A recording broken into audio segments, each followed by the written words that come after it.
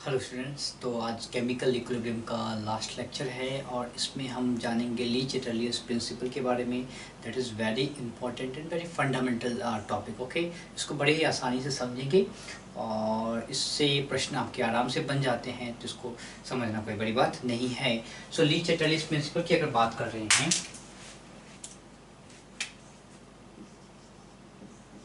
ली Chatelier's principal. Okay, so ये principal है। इससे पहले हमने कल जो बात करी थी उसी के आधार पे जो हम इसकी भी बातें करेंगे कि रिएक्शन क्या है। रिएक्शन की इक्विलिब्रियम स्टेट को क्या करता है, डिस्टर्ब किया जाता है। रिएक्शन के इक्विलिब्रियम स्टेट को डिस्टर्ब किया जाता है। तो ये प्रकृति का भी नेचर है। आप गधे को आगे की तरफ खींचो तो गधे पीछे की तरफ चले जाते हैं। हाँ, अगर कोई आपको धक्का दे, पुश करे, तो आप क्या करते हो, कोशिश करते हो कि उसी पोजीशन में वापस आए। सो दैट इज द नेचर है, हर जगह आपको ये देखने को मिल जाएगा। तो same thing is happening with आपका रिएक्शन।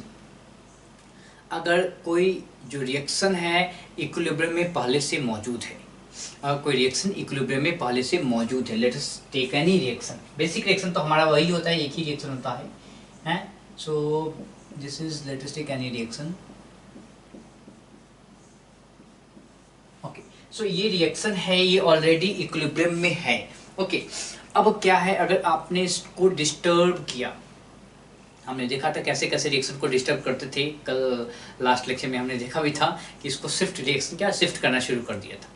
तो जब आप डिस्टर्ब करते हो किसी भी रिएक्शन को, तो क्या होता है, वो रिएक्शन का नेचर है कि वापस से उस स्थिति में आना चाहेगा। ठीक है, वापस से उस स्थिति में आना चाहेगा। That is the Le Chatelier's principle. कि कोई रिएक्शन को डिस्टर्ब किया जाता है, सो वो रिएक्शन फिर से कुछ पार्टिकुलर इक्विलिब्रियम स्टेट को अटेन करना चाहता है। इवन दो वो अटेन नहीं कर पाएगा, पर नजदीक आने का प्रयास करेगा। ठीक है, नजदीक आने का प्रयास करेगा। So that is the Le Chatelier's principal.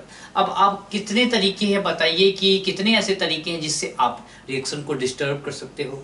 So I think there are 3 main different ways. So जिस तरीके से आप क्या है रिएक्शन को डिस्टर्ब कर सकते हो, पहला तो है कि आप क्या कीजिए, वॉल्यूम को घटा दीजिए, बढ़ा दीजिए। वॉल्यूम को घटा बढ़ा के आप क्या कर सकते हो, चेंज कर सकते हो।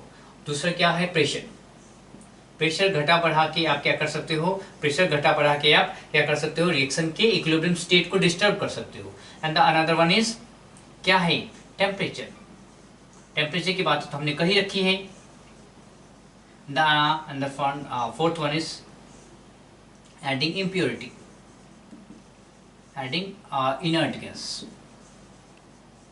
It can be impurity, it can be some other gases and so on. So adding inert. So ये 3-4 तरीके हैं जिससे आप क्या कर सकते हो कि इक्विलिब्रियम स्टेट को डिस्टर्ब कर सकते हो। एक बाय एक, वन बाय वन हम पढ़ाई करते हैं सबकी। सबसे पहले बात कीजिए आप प्रेशर की।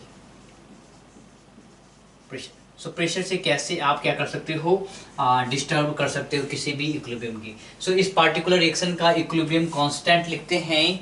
What is the equilibrium constant for this particular reaction. लिखने का तरीका क्या है, केपी लिखते हैं, नहीं केपी लिखते हैं।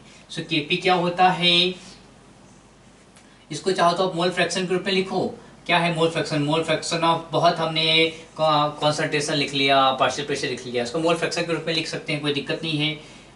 multiply with concentration of D by D into concentration of A by A into concentration of B by B।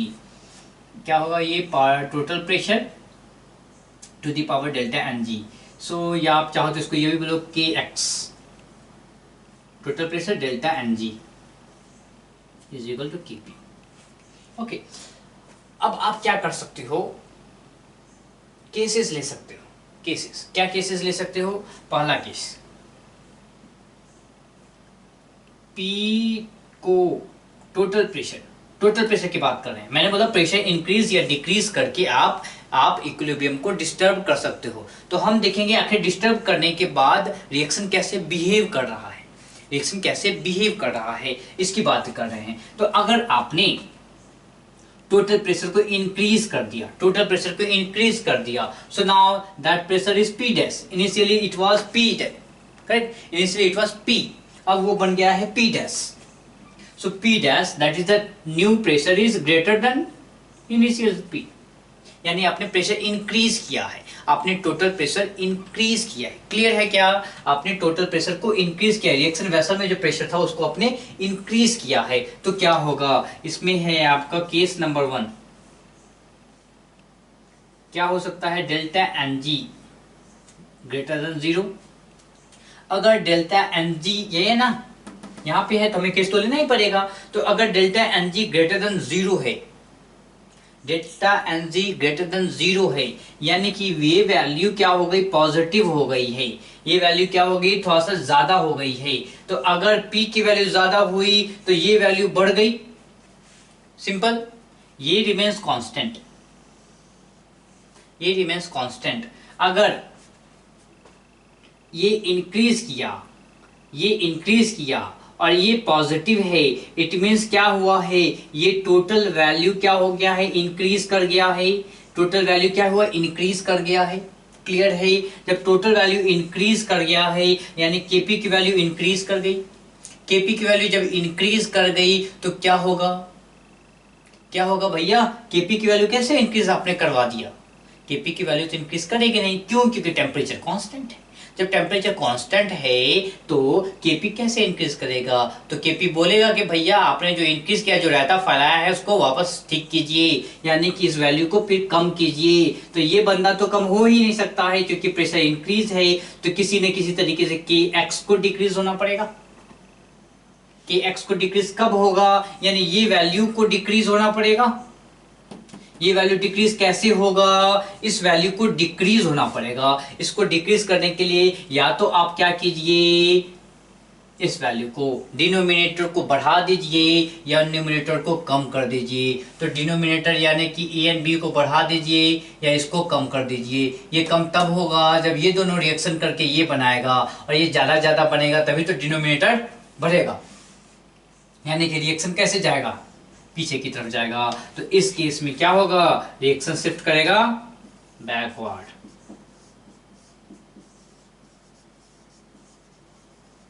Similarly अगर आपके पास दूसरा केस है, दूसरा केस क्या है? अगर आपके पास डेल्टा एन जी क्या है? 0 से छोटा है। जब डेल्टा एन जी 0 से छोटा है, जब आपने प्रेशर इंक्रीज किया है तो ये वैल्यू क्या होगी? ये वैल्यू डिक्रीज कर जाएगी। ये वैल्यू क्या होगी? डिक्रीज कर जाएगी। ये वैल्यू क्या होगी? डिक्रीज कर जाएगी। ठीक है, ये वैल्यू डिक्रीज कर जाएगी। मैंने क्या बोला कि वो बंदा वापस से रिएक्शन वापस से उसी स्थिति में आना चाहेगा। तो इस पूरे वैल्यू को कांस्टेंट रखने के लिए किसी न किसी को इंक्रीज करना पड़ेगा। ये बंदा डिक्रीज किया है तो इस बंदे को ऊपर उठना पड़ेगा। इस बंदे को ऊपर उठना पड़ेगा मतलब ये बंदा ऊपर उठेगा, यानी ऊपर उठेगा मतलब कि इस वैल्यू को बढ़ना पड़ेगा, इस वैल्यू को घटना पड़ेगा। क्लियर? यानी कि इस वैल्यू को बढ़ाइए, इस वैल्यू को घटाइए और आप तब जाके आप जो है सो रिएक्शन को स्थिति में ला सकते हैं। तो क्या करेगा रिएक्शन? क्या करेगा? इस के की वैल्यू को कांस्टेंट रखने के लिए क्या करेगा रिएक्शन? इसके सी एंड डी को बढ़ाएगा, सी एंड डी को बढ़ाएगा। सी एंड डी को बढ़ाने के लिए उस बच्चे को फॉरवर्ड जाना पड़ेगा। यानी कि अगर आपके पास delta N G less than 0 है तो रिएक्शन क्या होता है? फॉरवर्ड जाता है। रिएक्शन क्या होता है?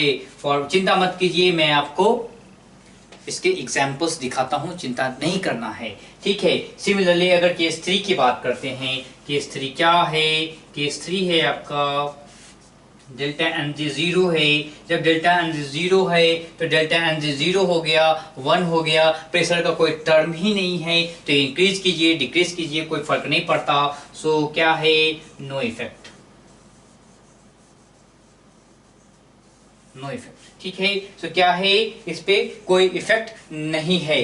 चलिए प्रेशर में ही आगे बात करते हैं। आपका दूसरा, जब आपने प्रेशर डिक्रीज किया, जब प्रेशर डिक्रीज किया यानी पी डैश जो आपका नया प्रेशर है वो पुराने वाले प्रेशर से कम हो गया है। जब आपने प्रेशर को डिक्रीज किया है, चलिए केस 1 बताएं क्या? केस 1 क्या है? डेल्टा एन जी 0 से, डेल्टा एन जी 0 से ज्यादा है। ठीक है, डेल्टा एन जी 0 से ज्यादा है। फिर से वही बात, जब आपने डेल्टा एन जी 0 से ज्यादा है, आपने क्या किया है, प्रेशर डिक्रीज किया है, यानी कि ये वैल्यू क्या हो गई, नीचे की तरफ चली गई है। रिएक्शन बोलता है कि जो आप करते हो उसका उल्टा करेगा रिएक्शन। अगर आपने प्रेशर डिक्रीज किया है तो वो प्रेशर इंक्रीज करना चाहेगा। रिएक्शन क्या करेगा, प्रेशर इंक्रीज करना चाहेगा। तो प्रेशर इंक्रीज कैसे करेगा, जिधर नंबर ऑफ मोल्स ज्यादा बन रहे होंगे, या आप इस तरीके से भी समझ सकते हो, दोनों तरीका। यहाँ भी वही तरीका था, जो रिएक्शन का जो आपने किया है रिएक्शन उसका उल्टा करेगा। आप गधे को आगे खींचोगे तो गधा पीछे जाएगा। रिएक्शन में प्रेशर डिक्रीज करोगे तो रिएक्शन बोलेगा हमको प्रेशर इंक्रीज करना है, और हमको प्रेशर इंक्रीज करना है तो हम उसी डायरेक्शन में चलेंगे जिसे प्रेशर इंक्रीज हो रहा होगा। ठीक है, तो अगर delta N g greater than 0 है, इसका मतलब number of moles of product is greater than number of moles of, ठीक है। यहां देखेंगे, बोलेंगे भाई बताओ मुझे इस केस में क्या करें, ये बोलेगा delta N G is greater than 0, positive value, P पे पॉजिटिव वैल्यू है, आपने इस वैल्यू को डिक्रीज कर दिया है, यानी ये वैल्यू कम हो गई है। ये वैल्यू जब कम हो गई है तो क्या होगा, केपी बोलेगा मेरी वैल्यू कम होती जा रही है, कुछ करो के एक्स, तो के एक्स बोलेगा रुको भाई मैं अपने वैल्यू को ही बढ़ा देता हूं। के एक्स बोलेगा मैं अपनी वैल्यू को बढ़ा देता हूं, तो के एक्स बोलेगा इस वैल्यू को बढ़ा दीजिए भाई थोड़ी सी। तो इस वैल्यू को कैसे बढ़ाएंगे, इस वैल्यू को बढ़ाने के लिए सी एंड डी को बढ़ना पड़ेगा, ए एंड बी को घटना पड़ेगा।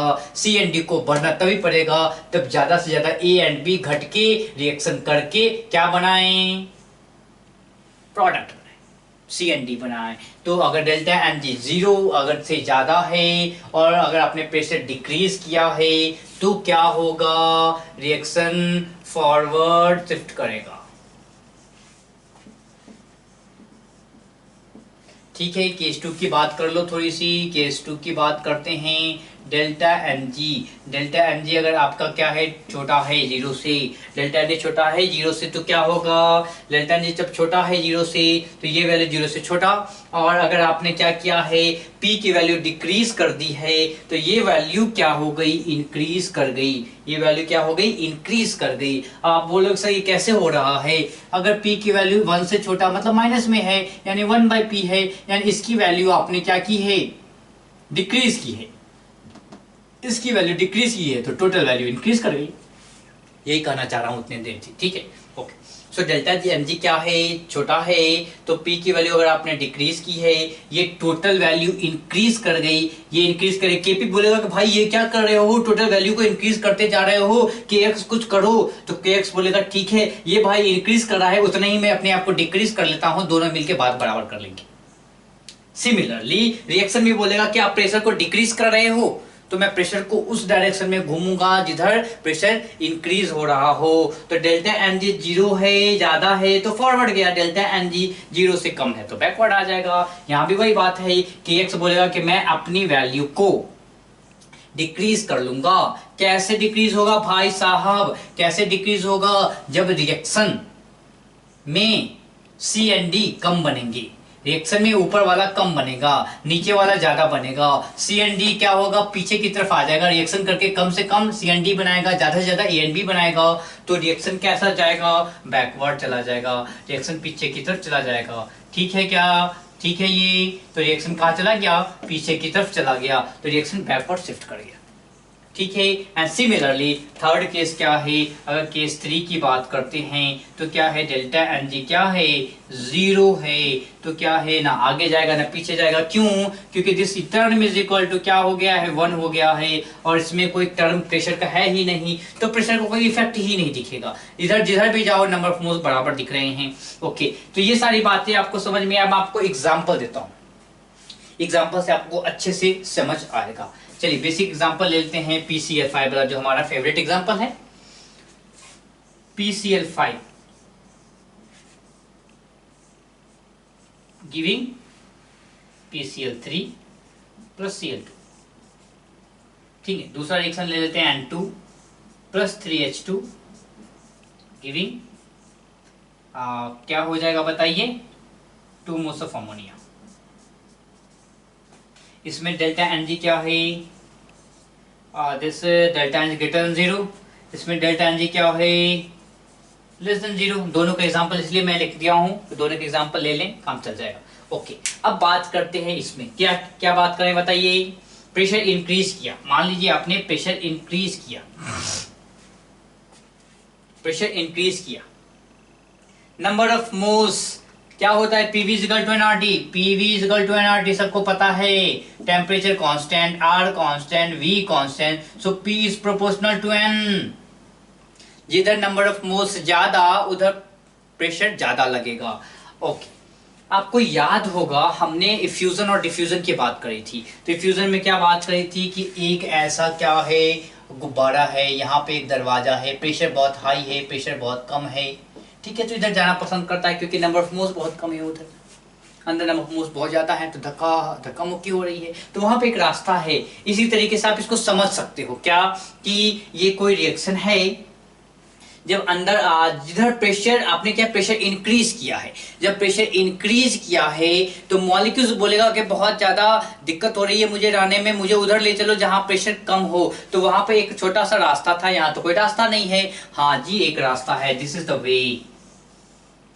इधर 1 मोल है, इधर 1 + 1 2 मोल है, ठीक है, तो क्या है प्रेशर इंक्रीज किया, रिएक्शन उस डायरेक्शन में जाएगा जहां पे प्रेशर डिक्रीज हो रहा हो, यहाँ पे नंबर ऑफ मोल्स कम बन रहा हो, तो किस डायरेक्शन में जाएगा, इस डायरेक्शन में जाएगा। जब आप प्रेशर इंक्रीज करोगे तो क्या होगा, नंबर ऑफ मोल्स 2 मोल से 1 मोल बन रहा है, तो रिएक्शन बैकवर्ड शिफ्ट करेगा। अगर आप यहाँ पे प्रेशर इंक्रीज करते हो तो क्या होगा बताइए, जब आप यहाँ पे प्रेशर इंक्रीज करते हो तो क्या है, इधर टोटल 4 मोल बन रहा है, इधर 2 मोल बन रहा है, तो किधर प्रेशर ज्यादा लग रहा होगा, इधर ज्यादा लग रहा है।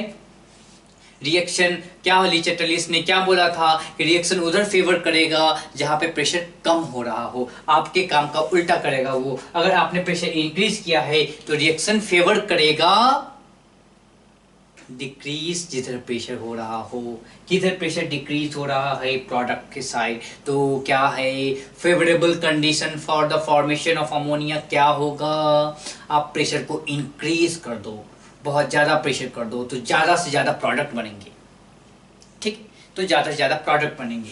What is the favourable condition of getting PCl3, increase the pressure, no, decrease the pressure. अगर आप बोलोगे कि हम डिक्रीज करेंगे प्रेशर तो रिएक्शन बोलेगा कि चलो तुम डिक्रीज करो मैं इंक्रीज करता हूं।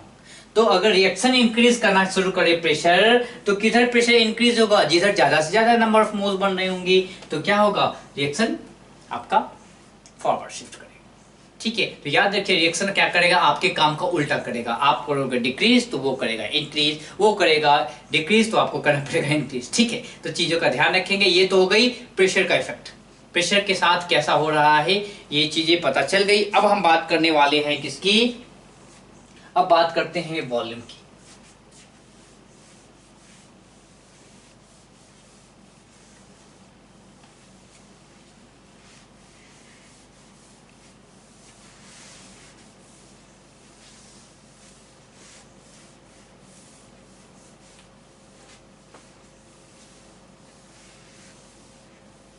ओके, सो अब वॉल्यूम की बात करते हैं।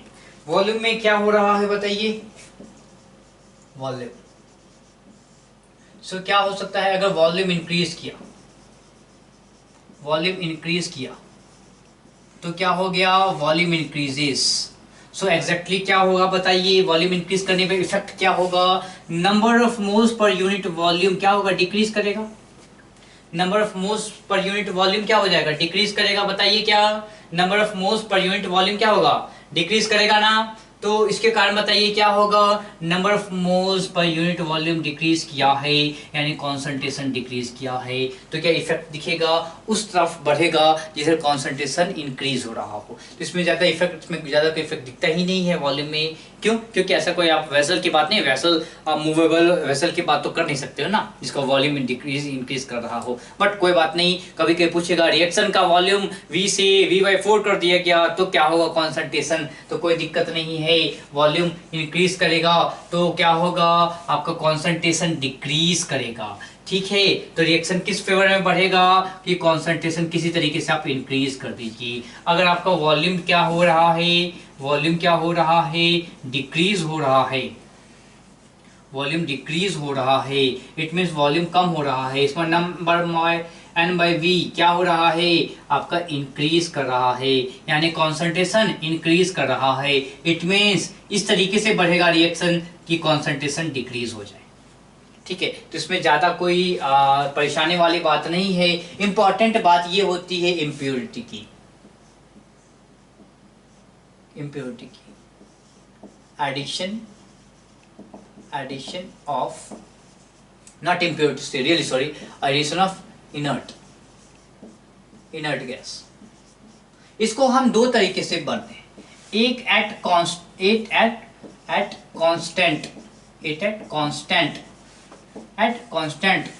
प्रेशर, एक हम भरते हैं कांस्टेंट प्रेशर पे। तो कांस्टेंट प्रेशर वाला सिस्टम क्या सबको याद है कि अगर कांस्टेंट प्रेशर वाला बात है तो क्या होगा। ठीक है, तो अगर कांस्टेंट प्रेशर पे अगर आपने डाला तो क्या होगा बताइए। दिस इज योर वेसल, ये कोई कंटेनर है, कांस्टेंट प्रेशर सिस्टम है। अब क्या है, number of moles, N number of moles इसके क्या थे, रिएक्टिंग स्पेसिस थे। N number of moles reacting species थे।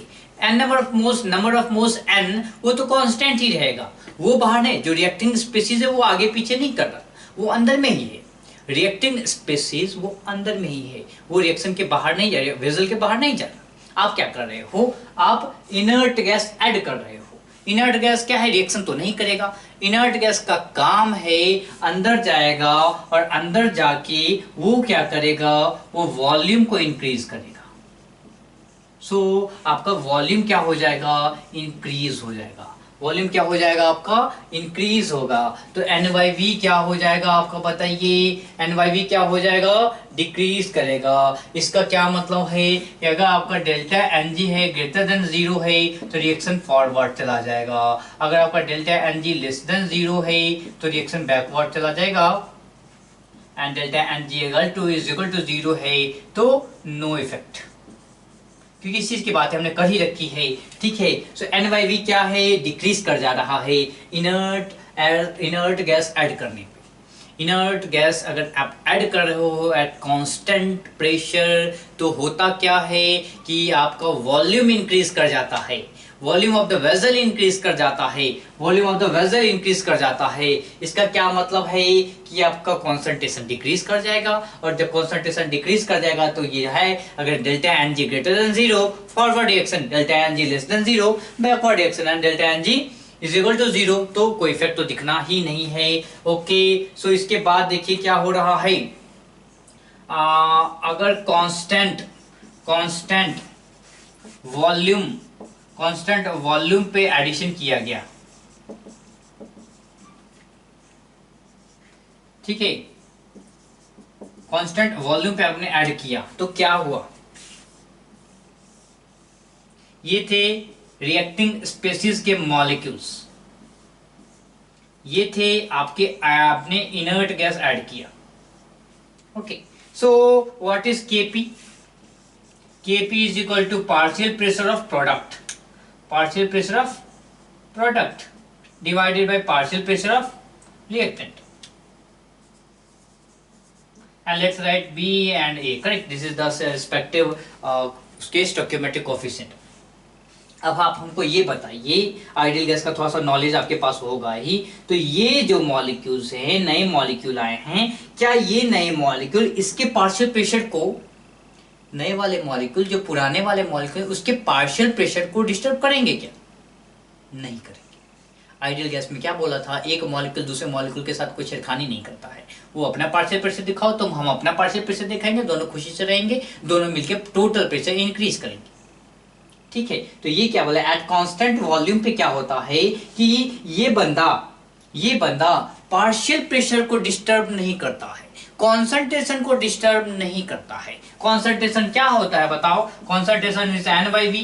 क्या वॉल्यूम ने इंक्रीज या डिक्रीज किया, जी नहीं। क्या number of moles for the reacting species increase या डिक्रीज किया, जी नहीं।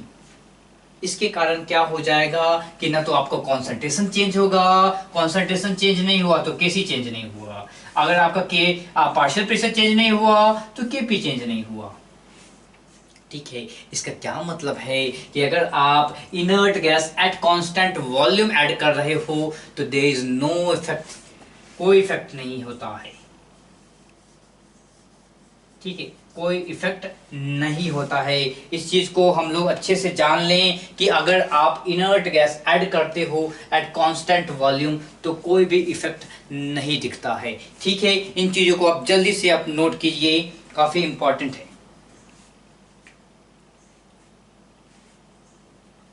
ओके, चलिए इसे हटाया जाए।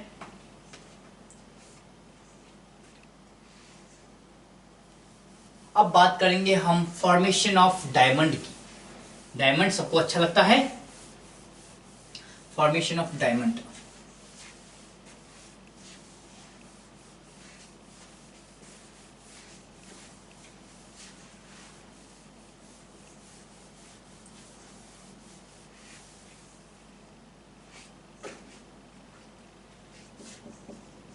Formation of diamond.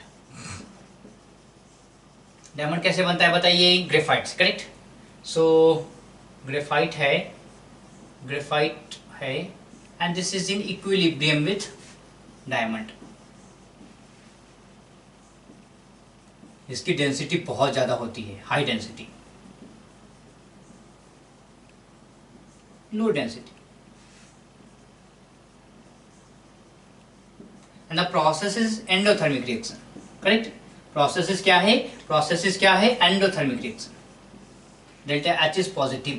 ठीक है, तो favourable condition for the formation of carbon क्या होगा? Favourable condition for the formation of carbon this diamond क्या होगा? आप लोग बताओ। ठीक है, मैं आपके पास 30 सेकंड रखता हूँ, सोचिए। चलिए, बिना 30 सेकंड्स पूरा किए मैं आगे बढ़ता हूं कि अगर ये लो डेंसिटी है, what does it mean? It means volume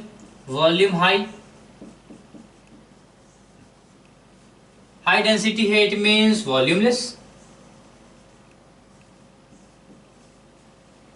correct? Volume high and volume less, low. ठीक है, ओके।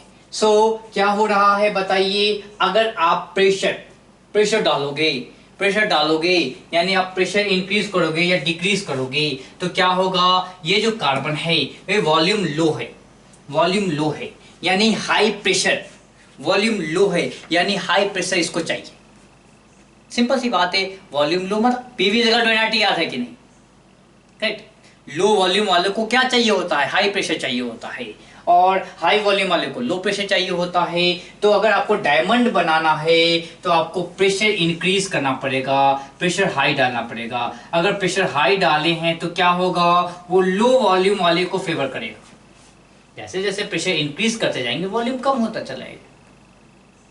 डायमंड का वॉल्यूम कम है, ग्रेफाइट का वॉल्यूम ज्यादा है, तो क्या होगा कि अगर डायमंड को फेवर करना है तो लो वॉल्यूम फेवर करना है। लो वॉल्यूम कब फेवर होता है? जब प्रेशर बहुत ज्यादा होता है। तो प्रेशर हाई है, इसका क्या मतलब है कि वो डायमंड को फेवर कर रहा है। मैंने आपको टेम्परेचर वाली भी बात बताई थी कि delta H is positive. What does it mean? Endothermic reaction, यानी कि इसमें क्या है? हीट देना है। हीट कब देंगे? जब टेम्परेचर बहुत ज्यादा होगा।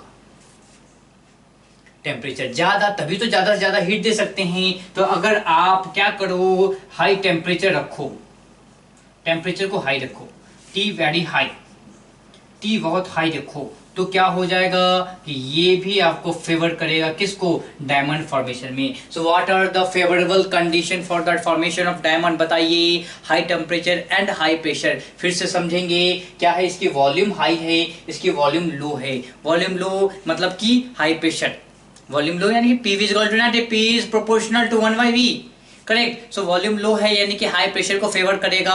हाई प्रेशर दीजिएगा तो लो वॉल्यूम वाले सब्सटेंस मिलेंगे। इसके बाद डेल्टा H पॉजिटिव है, इसका क्या मतलब है? इसका मतलब है एंडोथर्मिक रिएक्शन है। इसको रिएक्शन को हीट चाहिए।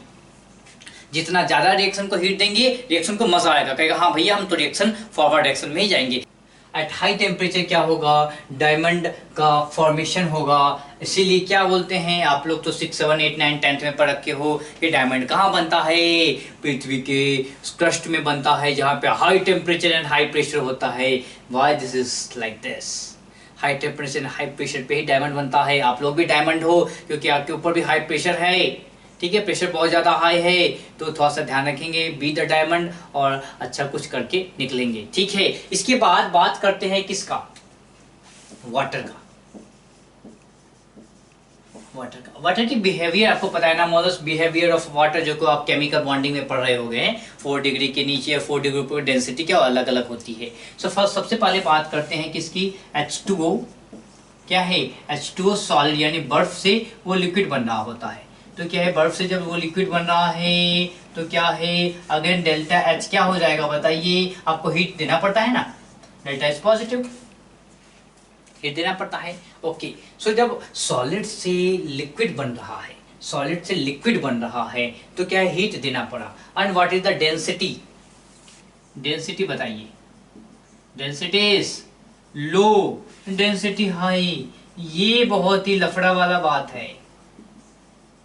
वाटर, लिक्विड वाटर की डेंसिटी ज्यादा होती है कंपेयर टू सॉलिड यानी बर्फ, तभी तो बर्फ जो है वो पानी की सतह पे तैरता है, बीइंग द उसकी डेंसिटी लेस होती है कंपेयर टू लिक्विड वाटर। यानी कि क्या है, वॉल्यूम क्या होगा, हाई होगा, वॉल्यूम हाई, वॉल्यूम क्या होगा, लेस होगा। क्लियर है, अगर वॉल्यूम हाई है, वॉल्यूम लेस है, लेस वॉल्यूम मतलब कि फेवर क्या करेगा, हाई प्रेशर,